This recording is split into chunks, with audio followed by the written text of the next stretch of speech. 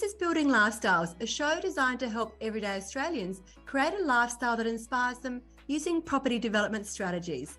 On the show, you'll hear from everyday people changing their lives doing property development. You'll learn from their successes as well as some of the challenges they've faced along the way. We also talk to experts from a range of fields who share specialised techniques that you can use to accelerate your property journey.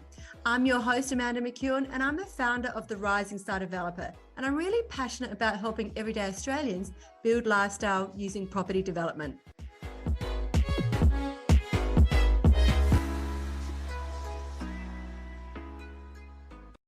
Welcome back to the Building Lifestyles podcast, where we talk all things small-scale property development, wealth creation, and building a life on your terms. I'm your host, Amanda McEwen, and today's episode is one you won't want to miss. I'm sitting down with Luke, an Inner Circle student, property developer and professional surveyor, who has not only leveraged his expertise in surveying to build profitable developments, but has also hit the six-figure club in 2024. Luke's journey is packed with insights from how his background in surveying has helped him identify great sites and avoid costly mistakes, to the strategies and the mindset shifts that help him scale to six figures in property development. If you've ever wondered how a deep understanding of site boundaries, approvals, and land potential can give you the edge in property development, or if you're just looking for some real life inspiration for someone who's taken action and make it happen, then this episode is for you. So let's dive right in right now and welcome Luke to the show. Welcome to the podcast, Luke. For our listeners, tell us a bit about your background and what you do. Yeah, look, so I'm a registered surveyor in New South Wales. Unfortunately, I can't work in other states with that qualification. I can work, but I can't sign off on deposited plans as such. Yeah, so I'm a land surveyor. Can you just explain for those of us who don't understand, what does a surveyor actually do? Good question. Lots of things. I've sort of quite surprised, I think, looking back on my career at the broad skill sets that surveyors actually possess. So I guess the main thing is that it's to do with the precise measurement of lands. There's project management, commercial management, tendering, managing people, managing clients. We work on often hazardous sites, so we have to understand how to manage risk. So yeah, look, lots of different types of surveys, I guess, are required from the start of a development till the end. So yeah, whether it's a title investigation, a detail survey for your development application, work as executed, the actual creation of a subdivision, whether that's Torrens title subdivision, whether it's a community title, strata title. There's lots of different types of subdivision that we do. So that's generally the sort of main things that surveyors would do. If I'm a developer and I've found a site, so I typically go to a surveyor and they would do the contour plan of the site. Is that right? So they will actually let us see the elevations of the land, which the designer then uses to help them fine tune their design. That's right. Yeah, and sorry, there's different terminology from state to state. So in New South Wales, we call that a detail and level survey, which is also known as a contour survey. And yeah, that's sort of picking up all the features on the land, including not just the subject lot, but also the neighbouring lots, to ensure that things like privacy are considered with window locations, ridge heights, window heights. So yeah, it's all the features on the land as well as the slope of the land, which will inform the design with your architect or engineer, for such things as stormwater, as any sort of drainage, basically every feature that you see on the land is what we put onto a plan. Yeah, and I know when we always get our contour plan or site and level plan. Every single state has their own little terminology for all these things. One thing that I'm always looking for is any sort of the sloping block going back, because quite often you can look at a site and from the street it actually looks flat, but then when you get your report back that you guys create, you can then actually see that the block isn't actually flat, and then you now have to think about retaining and also the flow of sewer and water, whether it's sloping down or up, and that all that information that's on that plan is really helpful for the designer to then go, okay, do we need to retain? Do we need to cut and fill the site? How do we design what we can based on the the contours of that particular site. Yeah, absolutely. And I sort of quickly learnt that. Well, I learnt that obviously many years ago when I started surveying, but I learnt that on my most recent development as well, where it had 5 meters from from back to front to the street. And the builder sort of told me that it was going to be, if it was on a flat block rather than that block, I would have probably saved about $80,000 on 800 square meter block. So yeah, it definitely has a big impact, I guess, on your development costs. Yeah, no, it certainly can. And then I think I got caught out as well with one of my projects where I drove past the site and I didn't look over the fence. And of course, the backyard sloped about 2 meters down, and we didn't have the contour plan at that stage. And so we secured the site and then realised that the block sloped back. So lesson learnt. Every single project teaches you something new. Lesson learnt that I always make sure I actually walk around the back or have a look at the back of the site to be aware of any major drops, because when you do have slopes going down, it's not to say you have to avoid those sites, but it does actually provide additional cost. Absolutely. And probably just to that point, what I see a lot of the time happen with my developer clients is that things like easements for drainage aren't considered. They just think that they'll be able to get it. And quite often there's additional cost when they realise that actually they can't get an easement on the neighbouring block where it does slope away through their site. So yeah, look, that's probably, for me, is probably the most important thing from a survey perspective, aside from actually doing a subdivision. If it's a subdivision, it's really understanding the title and what's any encumbrance on that title. So whether that be an easement, a restriction, a covenant, that's the most important thing. And a lot of developers or a lot of people will buy sites without any consideration of what's actually on title, and it can come back to bite you in the bank balance. Yeah, oh, absolutely. Yeah. And when we're looking for sites, and we certainly go through a number of the risks to look out for inside the inner circle, but you should always be looking at the certificate of title as part of your due diligence, because you need to know if there are any encumbrances or easements or anything like that, because that can really affect what you're planning to put in a site. And if you don't know that, if you don't even look at that, it can suddenly change a 3-site down to a 2-site or even a 1-site if you can't actually design around those easements. And look, they're always that information is always in the contract. You just got to make sure you read it and understand that as well. Absolutely. And probably the other big thing that I notice, and sorry if I'm going off on a bit of a tangent here, Amanda, but one of the big things I notice also is that developers and just your mums and dads don't consider the boundary location. People think that what's on their deposited plan is the final dimension area of their lot. It's actually, unfortunately, not. For example, if you had a 1,000 square meter block and you were looking to subdivide that into 2 lots of 500 square meters, it can happen that when when your lot is surveyed and a subdivision is done, what happens is we survey the whole street, and your block can actually end up with a shortage or an excess, and that shortage or excess needs to be distributed against the whole street.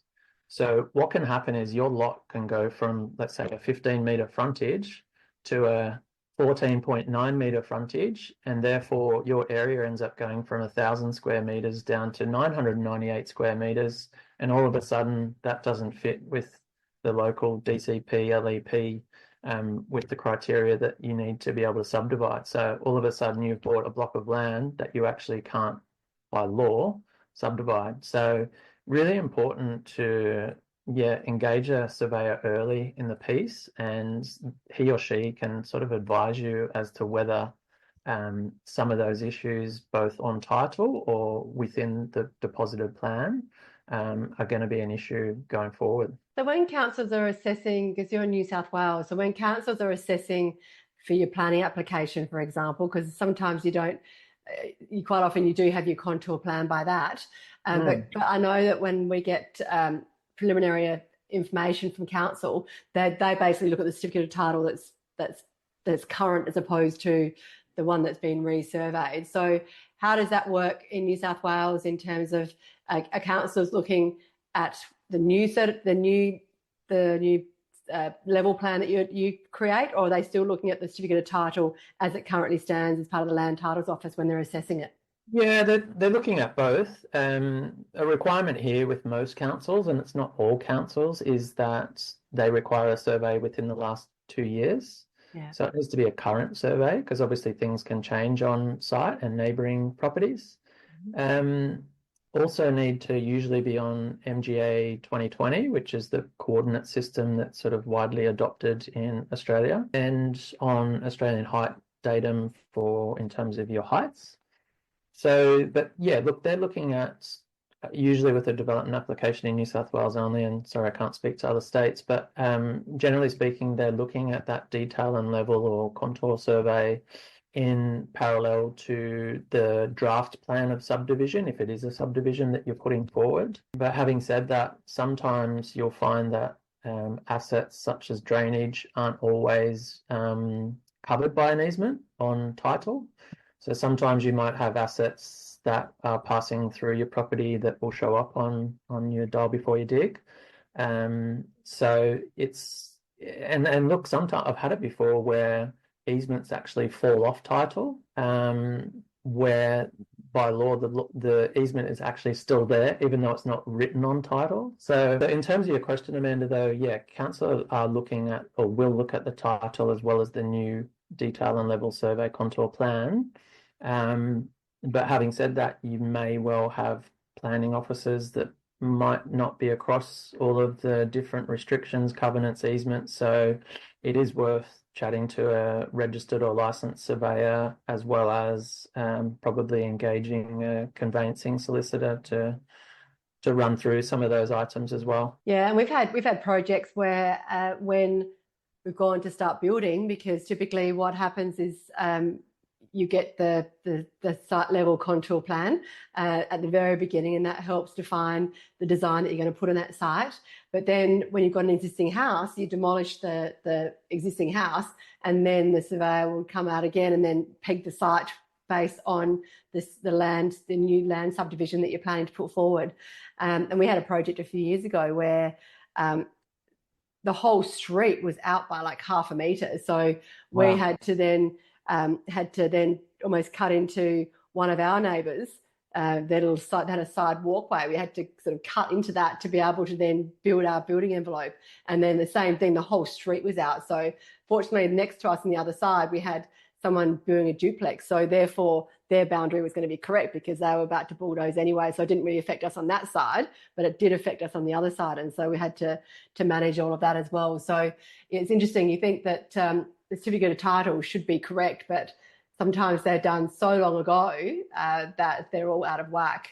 And we actually had a recent site with an easement, a council easement on our certificate of title, but it actually doesn't exist anymore. So it's it's interesting, isn't it? It's not always you hope to rely on the certificate of title, but it is sometimes a few things there that aren't always correct.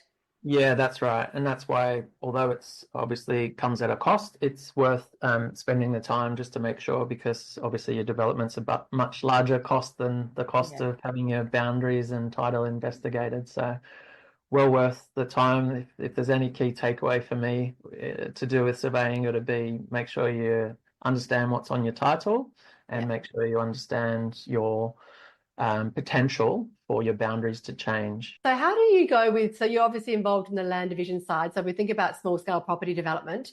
In South Australia, we engage a land division consultant, whereas in every single state, there's different ways of doing it. So in New South Wales, if someone's going to do a land division, a straight, say 1 into 2, or it doesn't really matter, the same principle applies, whether it's a 1 into 2, 3, 4, 5. So they'd get the level and site contour done first, so you know the elevations of the land. And then in terms of the land division, do you work with consultants, or in New South Wales, if they come directly to you to help create that land division application to then progress the land division? Yeah, generally most survey companies will have or will be able to probably submit your whole development application. Often survey companies have their own in-house town planners. Having said that, statement of environmental effects and other documents that are needed for your development application, if it's a 1 into 2, generally can be handled by survey companies. So Yeah, look, it varies from company to company. I work for a large engineering consultancy where, for example, we don't really do 1 into 2 type subdivisions. We like much probably larger scale. For example, one that I've got now is a 320 lot subdivision. So yeah, and then I've got a coal mine that I'm converting, or we're converting or rather the client is converting, we're helping them to a solar farm, pumped hydro and biodiversity. So they're currently remediating the site, and then for, I guess, the leases, to carve out the leases, we have to do plan a subdivision. So again, although there's actually not too many lots on this, it's a really large area of a coal mine that's been shut down. So we don't tend to get, I guess, involved with the smaller type subdivisions, but look, companies that I have worked for previously, that's their bread and butter, and yeah, they would be able to assist with any titling advice and preparation of the whole development application. So that aside from if there's, arborist reports or something else that's required due to the site constraints, generally it can be dealt and handled by one survey company. Yeah, okay. So for people who are new to property development, and we're going to focus more on the smallest end of town, unfortunately, you've got experience firsthand in the small developments as well as the larger scale with your current role. What are some of the key things that people should understand about surveying if they're looking at a standard, like a smaller project? Outside, we've spoken around the contour plan, but can you explain the concept of surveying a bit more in relation to, say, if you're doing a small development? Yeah, so I think the key things are that the title is number one. Like for me, and not everyone does this, and even tier one clients that I've had where we've been doing, high rise in the middle of Sydney, they often haven't done a boundary investigation until much later in the piece. So what can happen with that, and we've sort of talked about it briefly before, where maybe there's a shortage and maybe you lose a little bit of land. What happens is if you use your detail survey to inform the design of where your house is going to sit, and all of a sudden you haven't got the 15-meter frontage that we spoke about before, all of a sudden it's 14.9. Maybe you've put your wall to boundary 900 mil from the boundary, and all of a sudden you don't have that 900 mil. So you then have to go and change the design. So it's important, I think, to understand that things can change if you don't do things up front. Yeah. So for me, and probably what I didn't say earlier, Amanda, is when you get a detail and level survey, quite often surveyors won't necessarily do a full boundary investigation. They'll do what's short and sweet, and they'll submit the detail and level survey plan. But when you come to do a plan of subdivision is a much more detailed process that you have to go through and will inform whether any boundary does change, whereas a detail and level contour survey won't necessarily change the outcome of your boundaries at that stage. So it is worth telling your surveyor that you are going to plan to subdivide at an early stage, because they will then take that extra step of, and it will cost more, but it will save you money in the end. And there may not be a need for it, because if there's, like you said, there's a lot of historical plans, and that's usually where you'll find that there's a shortage or excess when you're dealing with plans that are late 1800s, early 1900s that were surveyed a long time ago. There might be some change from some of those plans. So if it's a current new plan in the last 2 years, then more than likely the boundary and area isn't going to change. Not guaranteeing that it won't, but more than likely it won't. So look, there's, I guess, a few things that get done, but the first thing would be for me is title investigation, understand whether there's any easements, restrictions, covenants. And when you are doing a subdivision, council will often dictate that you do require an easement or a restriction. Maybe it's for water detention, maybe it's for a right of carriageway. They will sometimes dictate whether you need to have some form of restriction, which is done in the process of a plan of subdivision through something called an 88B instrument, which is basically a legal instrument that sets out who the easement's in favor of and who's burdened by that easement. So yeah, so it's title, it's understanding what's on your block of land and what's neighboring it in terms of that detail and level contour survey. And then it's, I guess, working with your surveyor / town planner to submit that development application, and also to I guess do a mock-up of your development and what you're planning to do. Usually a draft plan of subdivision goes in with that development application.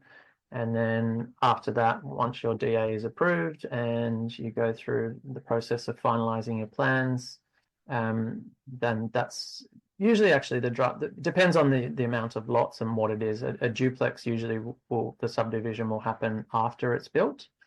Whereas, yeah, for say a 6-lot land subdivision, obviously it happens straight away. So we would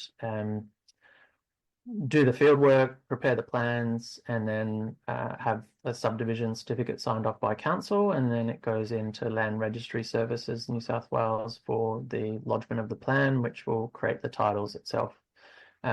During that process, if there is a building being built, then things like I said, for work is executed on the building itself, as well as any associated drainage and infrastructure. There'll be work is executed plans required as part of your DA conditions. Yeah, okay. And actually, it's interesting you mentioned that, because in a coaching call that we just did recently today, actually, we had one of our members as a town planner, and we were talking about land divisions of duplexes and just what's the strata title, community title, Torrens title, was sort of had that conversation.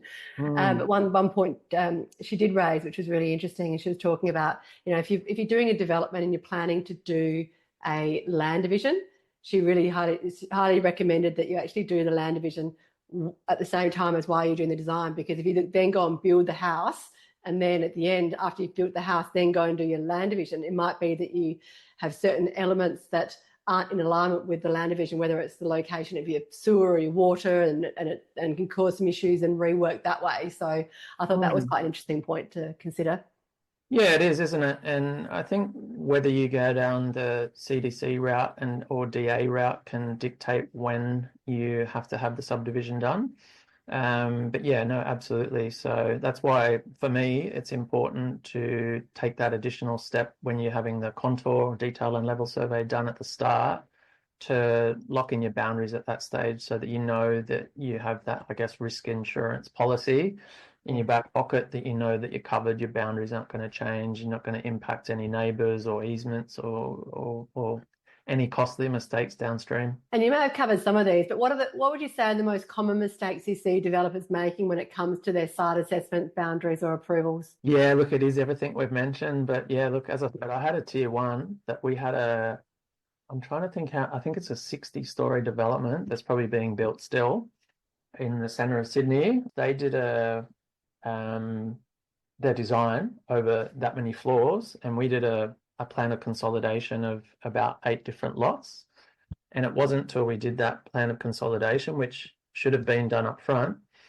So they had to go and redesign their whole structure because we end up finding a shortage.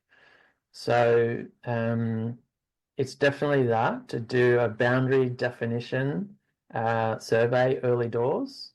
And yeah, look, as I mentioned earlier, just the title. Look, some people are very, I guess, cautious and risk averse and know that things can come up.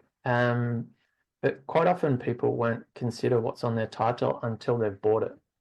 So it's worth spending, I think, $15, $20 to buy a title. And, if you pick up the phone to a friendly surveyor like myself, they'll give the guidance, usually for free. And look, quite often on titles, although they're relatively easy to understand, there's often dealings that are registered on title that people wouldn't even know how to access and buy.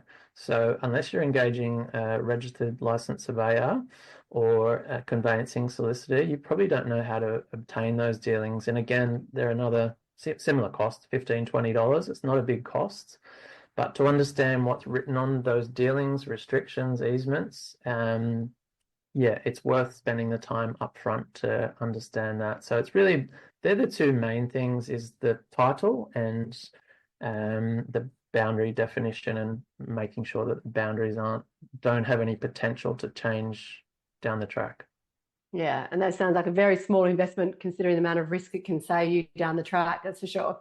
Yeah, definitely. All right, so that's been great to get our head around the whole surveying side of things, because it is such an important part of doing a development. Now I'd love to just learn more about you and your adventures in property development. So what actually first sparked you into considering doing property development, pursuing a development as opposed to traditional investing? Yeah, look, I actually did start out investing. I spent some time in London in the UK and sort of stumbled across property investing. So I started investing over there, and actually sort of enjoyed it so much that I ended up starting a business doing it. So we had a business model of converting 3-bed flats to 4-bed flats, and converting one of those rooms to a bedrooms, and then renting out room by room. So yeah, we did over a dozen projects there, and we also rented large Victorian houses in Clapham in southwest London from landlords, and converted one of those rooms, one of the reception rooms, to a bedroom, and then inserted a lot of fire safety things, so fire doors, linked smoke alarms, to make it compliant, because there's something called a house of multiple occupation license that we had to obtain. But yeah, so when I returned from my travels in the UK and had done a bit of investing over there, I was keen on getting into maybe something similar. And yeah, I managed to do a bit of research into different people, and was really drawn to development because a lot of surveying, obviously I have developer clients, and it was of interest, and I was attracted to building something rather than just putting 4 pegs in the ground, Amanda. Yeah. So look, I did a few different courses, and I came across Amanda, and probably like most people, Amanda comes across as credible and trustworthy and transparent, as well as obviously experienced. So yeah, I jumped into the inner circle back in 2020. Would you believe, Amanda? August 2020, you're actually my 18th student. Was it 18? Yeah, Yeah. amazing. Yeah. And we, of course, now we're over 700, so there's been a lot of growth over that time. And so how is being part of the inner circle, how did that give you the confidence to then get into doing development? Yeah, so in parallel to starting the Rising Star Inner Circle, we bought our first block of land to do a development, and that was in the Hunter Valley of New South Wales. So that was in January 2021, so not long after joining the Inner Circle. So yeah, we just decided that we wanted to take the plunge. I'd done a bit of research on different companies, I guess. We went with a company that basically did it all for you. Although I was confident in some areas of that development process, I wanted to watch it from start to finish. So we bought a block of land near Maitland in the Hunter Valley, and then did the builds, and then we rented it out. And then in May last year, we sold it, mainly because we just didn't see a lot of sort of future growth there. Made a good profit on it, and then from there we rolled into another block of land to do a duplex on in the south coast of New South Wales. And in parallel to that, we went into probably a bit of a I don't know if you recall, man, of a parent vortex of looking after our second baby and the sleepless nights that comes with that privilege. Yeah. So that's sort of been my development journey. That was the second development that we did, and that was finished in July last year. Yeah. So And that's where you actually ran that project yourself, wasn't it? So you weren't using the same company to do that development. Were you a lot more hands-on in that deal? I was more hands-on, definitely, but it actually was in the similar process where a different company actually, but a similar concept where it's a company, they provide the builder, they provide the designer, and look, in hindsight, it was probably good on the first time, and it worked out well, and look, it worked out okay, I guess, on the second time. But I think with it, there comes a lot of predetermined outcomes. So, for example, the material choices that we actually had input into was very limited. The design, we had very little input in the design. Look, I checked out the builder, went and looked at his some of his builds and was really happy with him, and look, that went reasonably well. Lots of lessons learned, to be honest, around build contracts and accountability and those sorts of things, which I guess I'm sort of used to in my day job. But yeah, look, lots of challenges with it, in terms of we bought in the wrong structure. We bought in our personal names, which in hindsight we probably shouldn't have. When we bought the land, it was 2.5%. By the time we went into the construction loan, it was 7.6%. So we really had to sort of change our exit strategy on what we were planning to do. We had delays with the DA, CC, and the build. So look, as you know, Amanda, there's lots of challenges that come with development, but there's usually silver linings that come with it. But yeah, lots of lessons learned in both those developments. And yeah, probably my advice is that although it's good to have your hand held through that process, it restricts you from having your own input and probably doing your own, I guess, research and conversations. And yeah, if on the next development that I do, I won't be engaging a company like that. I'll definitely be a lot more hands-on, because you can pick up the phone to a consultant that you're waiting on, and not really get an answer. Whereas if you're directly engaging that consultant yourself, then they will give you an answer. So yeah, so lots of lessons learnt so far in the small journey I've been on with my own development projects. But yeah, keen to get the next one underway. And I think you raised a good point there, that no one's ever going to look after your project as well as you are.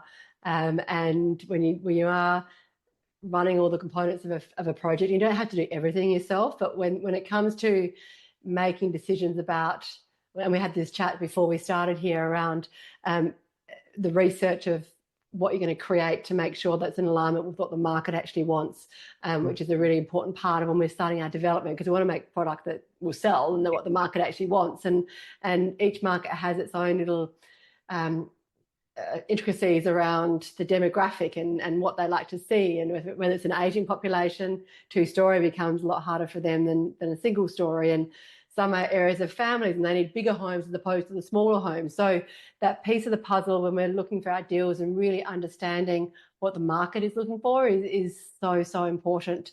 Yeah, but I mean, the journey that you've gone through with the one that you've just done, even though that you're going to keep both of them, and then you've kept one and you're looking to sell one, and that exit strategy has changed a bit as you've gone along.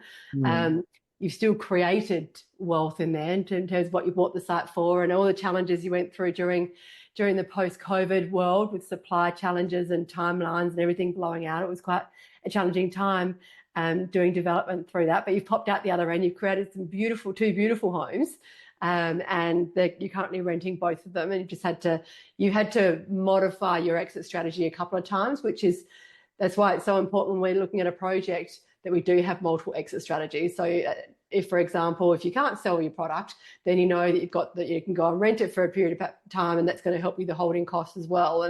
And you've had to go through that journey of modifying your exit strategies as things have evolved as well. So yeah, what would you say, having gone through your journey, what would you say is probably the biggest lesson you learnt? Oh, there's too many. There's too many. Top three. Yeah, look. What would you do differently? So the top three things that you do differently. Look, I'll probably talk to the two developments then. So first of all, I guess the first development we did, my wife wasn't able to obtain a mortgage because we'd only just moved here from the UK. I'm Australian citizen, but my wife's not. So she was on a working visa. So I ended up having to buy that in my own name, which wasn't the intention. The land wasn't registered on title. So although we were told it was going to register soon, we had to wait over 4 months for the title to register, which just delayed things unnecessarily. So that's sort of one of the takeaways. Don't buy land that's not registered on title, because it could be longer, right? It could be a year, it could be 2 years. You don't know. There's no guarantee.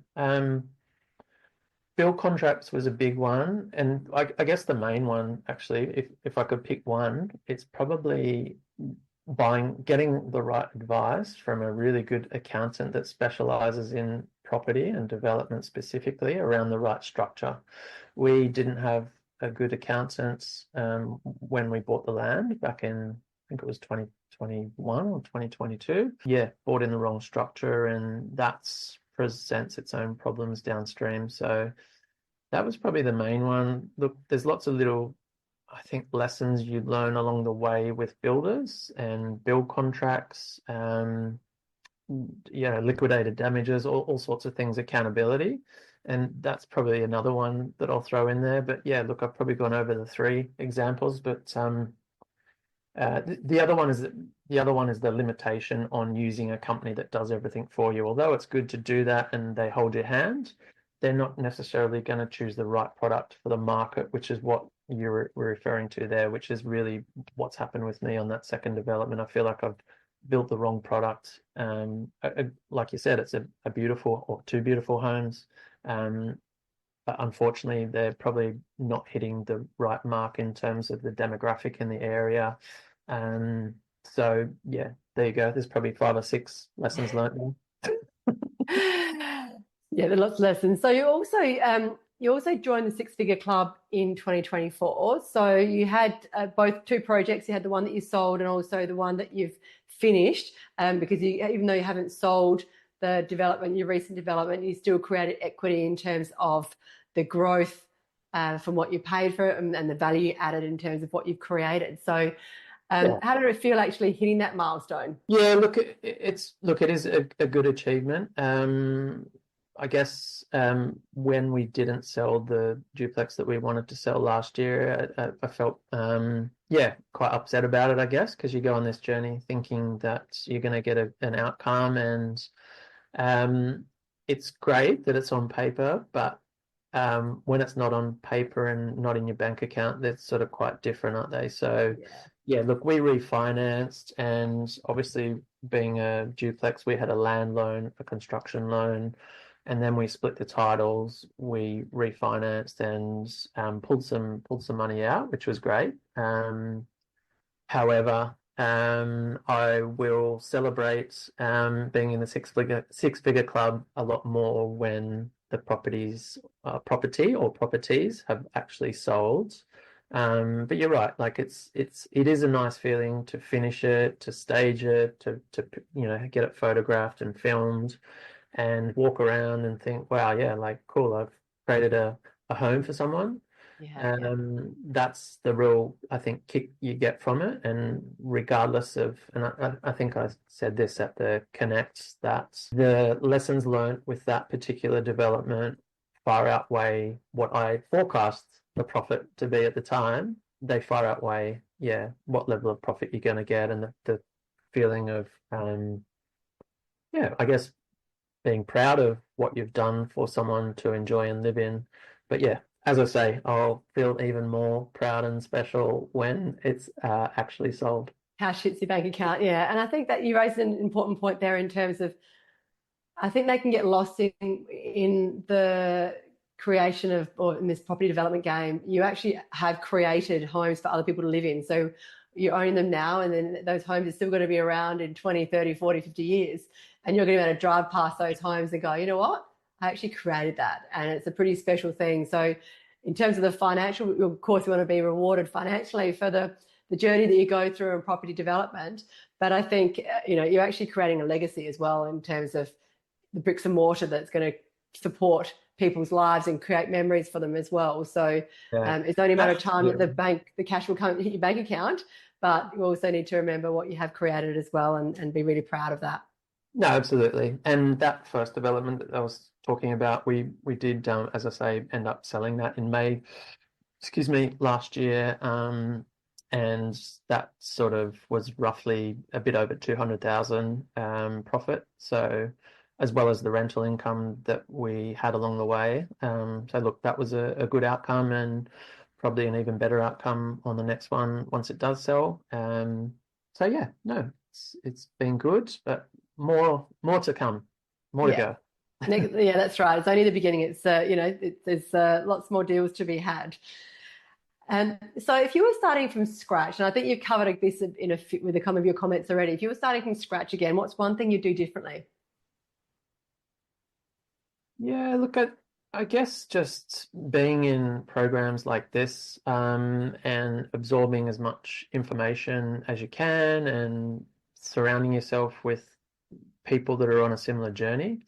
I guess I've done that, and it really does make a difference, listening, I guess, being inspired by your own journey, Amanda, as well as the other people in this group. And look, there's lots of other networking events and whatnot to go to and get guidance. So yeah, really just, I guess, being a sponge for knowledge, immerse yourself with a great mentor and a community of people, and then build your power team of consultants that you can call on, and really lean on them. And obviously, if you're finding the opportunities yourself, you need to build relationships with agents or be dropping letters. So yeah, partner. Maybe one is to partner with an experienced developer on your first deal if you want to. I think that would be helpful. Yeah, does that help?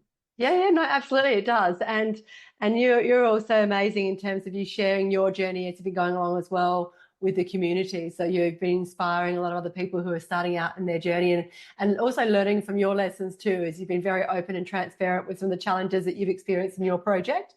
And it's good to know that, right? Because it's not all rainbows and butterflies in property development. There are going to be challenges, and every single project teaches something new. But when you can actually be part of a community where people are sharing that, and not sharing it in a negative way, they're just saying, hey, this is what's happening, this is how I'm dealing with it, this is how I overcome that. That's really, really empowering for people to learn from those mistakes or challenges as they go along, so that when they hit their challenges, or they may hit something similar, they'll think, oh, that's right, I remember Luke talking about that challenge, and perhaps taking a different path. So you've been very generous in sharing your journey, so thank you for that. Yeah, no, absolutely, Amanda. And yeah, I feel the same. Like, I feel like I've learnt more sometimes in just listening to other people's challenges and wins, and knowledge and sharing of contacts. And there's so much growth that you have, I guess, when you're in programs like Rising Star, because yeah, without it, it's a pretty lonely game. Yeah. And in the community that you've created, as you know, it's a very sharing and caring and safe space to be able to share some of those challenges and wins. So yeah, it's been really an important part of my journey. So yeah, so thank you. My pleasure. It's been great having you. And that's what I love about with the Main Circle program. Once you join, you're a part of that program for as long as it exists. So it's been nearly 5 years now that we've been involved in each other's deals and learning from each other. So it's been great to be able to see the evolution of people's journeys over the years, rather than just being in for 12 months and then you're out and you never actually hear what people are doing again. So that's one thing that was really important to me when I created the Inner Circle, to have that support network that lasts as long as it possibly can. So that's great. So let's, in terms of what advice would you give to somebody just starting out? Yeah, look, I think life's too short to sit on the fence and not do anything, right? And more often than not, most of us aren't going to create the wealth that we need in our retirement through our working lives. Some of us will, but most of us probably won't, is the reality. So look, yeah, gain the knowledge, find your mentor and team, and then go for it. You don't really want to look back with regret. So yeah, that would be my words of wisdom. No, that's great. And what's next for you? Good question. Look, I'd probably like to develop a little bit closer to home. Yeah, rather than the South Coast development was 3.5 hours from home. The Hunter Valley development was 2.5 hours from home. So yeah, look, I'd like to do something closer to home. I think probably one of the other, recognitions is that I have a lot of skill sets in land subdivision. So I think I should probably leverage that a little bit more. I think part of the reason why I haven't chosen subdivision as a strategy is because I'm sort of feel like I'm trying to move from my full-time job as a surveyor to a full-time developer, and I feel like I almost want to just sort of not put surveying to the side because of course I'm always going to leverage those skills that I have. However, it hasn't sort of appealed to me as much as building has. But I sort of feel like I should probably leverage my skill sets a little bit more in using subdivision as a strategy. So yeah, I'm exploring that a little bit more at the moment, and yeah, looking for joint venture opportunities in the subdivision space. Sounds great. Well, thank you so much for sharing your expertise as a surveyor, but also sharing your journey through your developments so raw and authentically. I think there's going to be so much in this podcast for everybody to take out of that, but it's also good for people to hear the real side of property development as well. So thank you for your time, and look forward to everyone learning from you and you continuing to inspire everyone as part of this community as well. Yeah, look, thanks very much, Amanda. I really appreciate the invitation to present on your Building Lifestyles podcast, and just wanted to offer out for anyone who's looking for a free consultation on any survey-related matters, such as titling advice. Feel free to reach out. What I'll do is in the show notes, I'll have Luke's details in there. So if you want to reach out to Luke, feel free to do that. Great. Thanks for having me, Amanda. I appreciate it, and thanks for everything that you've helped with on my journey so far. My pleasure. Bye for now. Bye. Thank you so much for listening. This is Building Lifestyles, a show designed to help everyday Australians create a lifestyle that inspires them using property development strategies. This podcast was produced by the Rising Star Developer. We've been helping Australians realise their financial and lifestyle goals since 2020. We play a pivotal role in educating, supporting and celebrating the goals and successes of our students and our community. To find out how we can help you realise your property, wealth and lifestyle goals, head to our website www.risingstardeveloper.com.au. To make sure you don't miss an episode of Building Lifestyles, be sure to subscribe to and follow the show in your favourite podcast app. And while you're there, leave us a 5-star review as it really helps others find the show. I'm Amanda McEwen, and we'll be back next episode with more tips on how you can build your lifestyle.